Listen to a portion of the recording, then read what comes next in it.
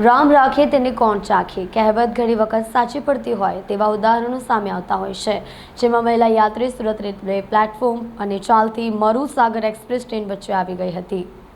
રામ રાખે તેને કોણ ચાખે આ કહેવત ઘણીવાર સાચી પડતી હોય તેવા ઉદાહરણો સામે આવ્યા છે. સુરત રેલવે સ્ટેશન પરથી આવી જ એક પ્રકારની ઘટના સામે આવી છે. બનાવની વિગત એવી છે કે સુરત રેલવે સ્ટેશન પર આવેલા પ્લેટફોર્મ અને ચાલતી મરુસાગર એક્સપ્રેસ ટ્રેન વચ્ચે એક મહિલા આવી ગઈ હતી. આ સીસીટીવી દ્રશ્યોમાં જોઈ શકાય છે કે એક મહિલા ટ્રેનમાં ચડતી વખતે દોડતી આવે છે. ટ્રેનમાં ચડતી વખતે તે પોતાનું સંતુલન ગુમાવી બેસે છે, જેમાં તેને પગ ટ્રેનની નીચે ફસાઈ જાય છે.